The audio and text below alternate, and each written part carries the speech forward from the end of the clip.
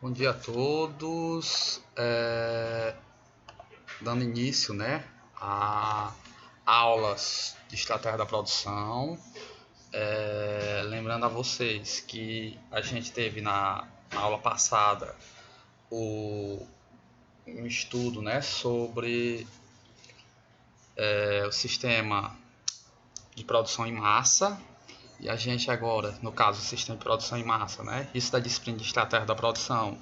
A gente teve o Fordismo e o Taylorismo como sendo os dois principais modelos.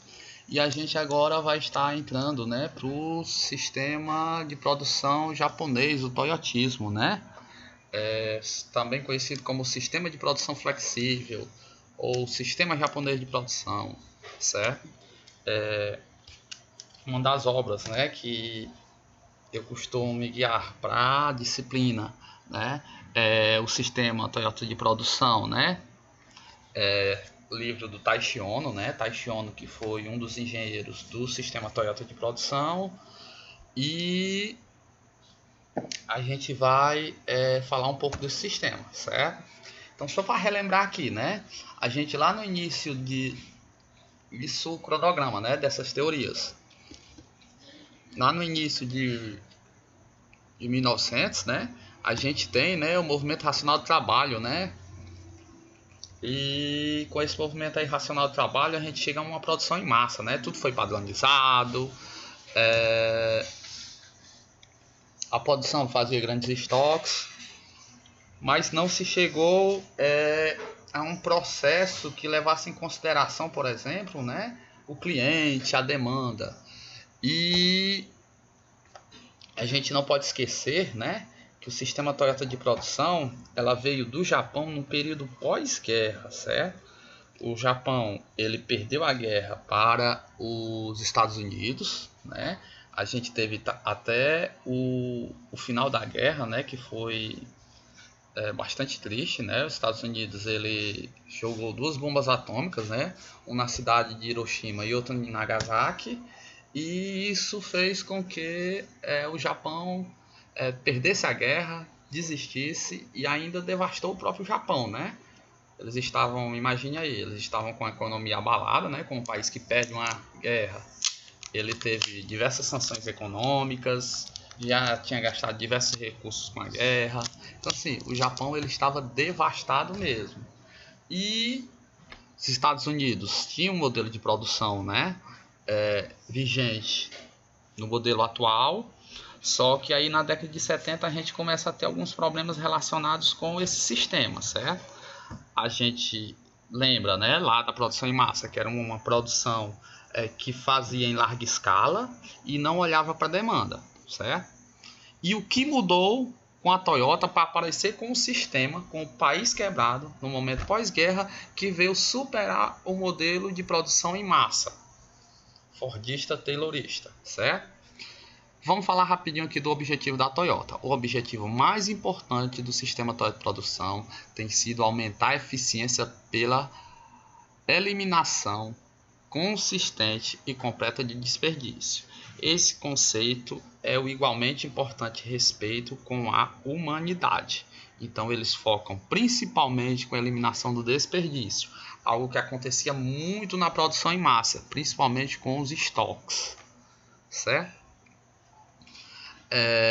A Escola Americana de Qualidade, a qual Deming, né, uma das figuras marcantes que criou raízes fortes no Japão, influenciou profundamente a filosofia da administração desse país. Uma das empresas que mais aproveitaram esse princípio foi a Toyota. Então, Deming, lá na sua qualidade, ele trouxe alguns princípios lá para dentro da Toyota, né? Porém, a contribuição da Toyota para a história da moderna administração foi muito além da simples incorporação do melhoramento da filosofia e das técnicas de qualidade, né? Para conseguir competir nos grandes mercados, a Toyota precisaria modificar e simplificar o sistema da empresa americana forte, na procura de soluções para esse encaminhamento. Toyota e seu especialista de produção, Taishi Ono, iniciaram um processo de desenvolvimento nessas mudanças, certo?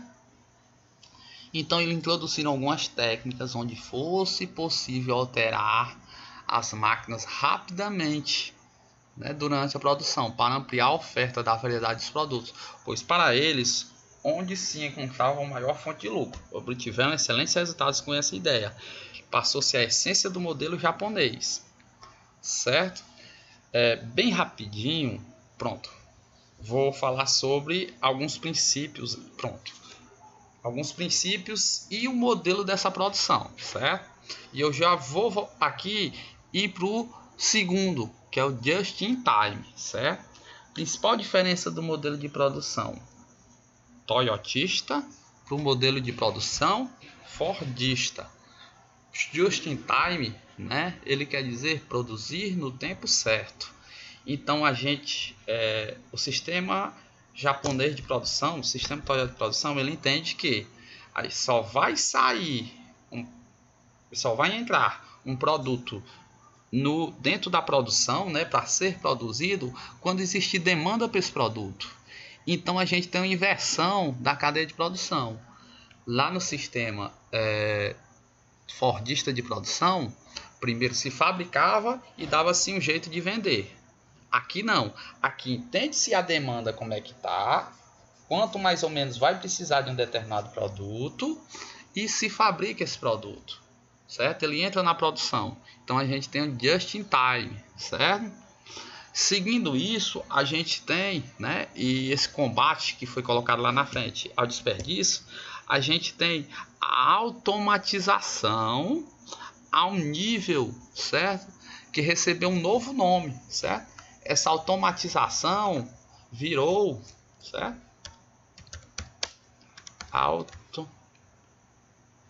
Autonomação, certo? Como assim? Vamos bem rapidinho falar o que é automatização, certo? Automatização é a máquina fazer o trabalho que anteriormente era feito por humano, de forma automática. Ela não necessita de de supervisão humana, certo? Ela vai lá e fabrica. Existe um grande perigo envolvido com a automatização 100%, certo? E o sistema de produção entendeu isso, certo? Ela entendeu que uma máquina, quando ela está altamente automatizada, ela comete alguns erros, e esse erro, quando ele aparece na linha de produção, é um desperdício imenso. Vou dar um exemplo aqui. Imagine uma máquina, certo? Que ela é toda automatizada. Uma máquina de fabricação de tecido, um tear, certo? Imagine que essa máquina ela está com um pequeno vazamento de óleo, certo? Mas ela está produzindo perfeitamente. O único problema é que ela está pingando um pouquinho de óleo em cima do tecido. Então assim, o tecido está saindo perfeito, só que ela está pingando um mínimozinho de óleo no tecido. Esse tecido ele tem defeito e ele não vai ter como ser reaproveitado, certo? Dificilmente, né? O valor agregado dele vai cair muito. O reaproveitamento dele pode ser para quê? Para dentro da fábrica, virar um pano de chão, ou ele entrar numa reciclagem, mas assim, vai passar por todo o processo novamente de virar fio para poder chegar novamente na produção. Então, com automação acompanhada, né, que no caso seria a autonomação, seria a automação inteligente, a gente tem um acompanhamento do operário à produção, certo? Então isso acontece o quê? A gente tem o operário olhando as máquinas automatizadas. Então a gente tem a supervisão do homem à máquina. Isso aí virou autonomação. Trabalho em equipe. O trabalho em equipe ele acontece de forma que o funcionário ele não faz uma única tarefa. Agora o funcionário ele é polivalente, certo? Como assim polivalente? Faz diversas operações esse funcionário. Não é como de primeiro, né, no sistema fordista, que ele era especialista em uma única tarefa. Não. Agora ele faz uma, faz duas, faz três. O que importa é a equipe, certo?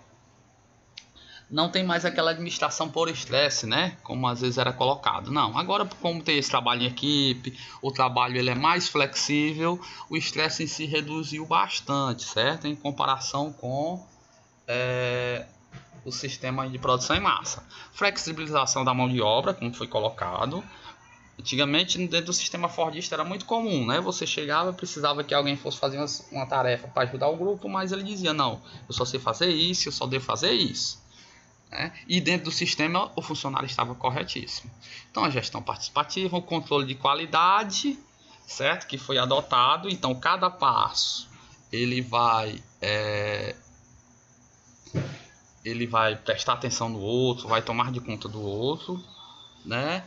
E um dos fatores que foi bem que ocorreu bastante, né, dentro do sistema, que é até uma crítica, né, sistema de produção, vai ser a subcontratação, né? Isso aí a gente vai falar depois. Isso aí a gente está falando de alguns da terceirização que aconteceu, mas em si ainda não é muito tema para essa aula, mas a gente vai tirar um momento para a gente bater um pouquinho um ponto sobre isso. Existe um modelo de produção, né, que vai de encontro a essa subcontratação, certo, pessoal? Que é o volvismo. A gente vai entrar e vai falar desse modelo de produção mais na frente. Mas essa aula aqui é realmente para a gente explicar um pouco sobre o sistema Toyota de produção, certo? Tem muita coisa ainda para a gente falar? Tem, certo? A gente ainda tem que falar um pouquinho sobre o Kanban, o Mudon e o Kaizen, certo? Vamos falar um pouquinho dessas características básicas, né? Just time, né? A gente tem a sincronização do fluxo de produção dos fornecedores aos clientes. Só lembrando, essa sincronização acontece no tempo certo, viu? Se produz no tempo certo, é o que a gente chama de lead time, certo? Entende-se a demanda, então sincroniza os fluxos da produção, certo? Quando se tem muito produto estocado de um determinado item, se fabrica outro, certo? E sincroniza isso para os fornecedores e os clientes. O Kanban, o que seria o Kanban? A gente não tem agora o funcionário polivalente fazendo várias atividades? Vai existir agora um sistema de informação visual que aciona e controla a produção, certo? Antigamente ele era fabricado como um cartãozinho de vinil e lá tinha informações do tipo: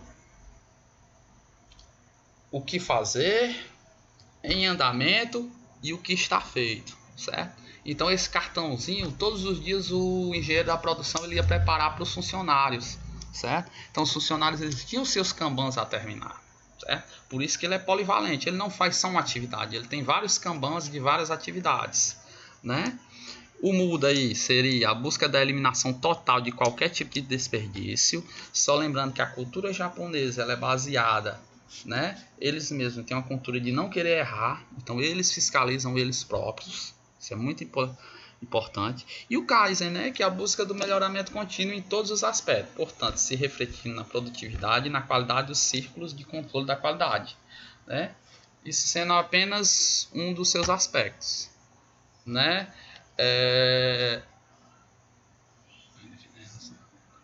Pronto. Só para finalizar, viu, pessoal, a administração japonesa, né? Que as características do sistema Toyota são de certa forma decorrentes das citadas, né? E outras parcialmente independentes, né? Mas relacionadas a um ambiente cultural, né? Que privilegia a coletividade. Os japoneses ele tem muito disso, né? A cultura japonesa de eles trabalharem mesmo e sentir vergonha do erro, certo? Isso é algo cultural, né? E eles se cobram muito no trabalho, eles se cobram muito das suas atividades. Então o sistema lá conseguiu níveis de produção extremo, né? Superando qualquer outro modelo mundial de produção. É um modelo que ele é adotado em diversas empresas hoje no planeta. Entendeu-se que não dá para fazer grandes estoques. Os estoques eles têm que ser baseados na demanda, porque estoque é dinheiro, estoque causa desperdício, certo? Só tudo de bom, mais uma aula aí de estratégia da produção. Espero que vocês aproveitem. Vai ter atividade aí, certo? E lá nas atividades tem bem direitinho a data da entrega e as orientações. Tô indo aí, tudo de bom, viu, pessoal? Vou deixar os slides aí para vocês.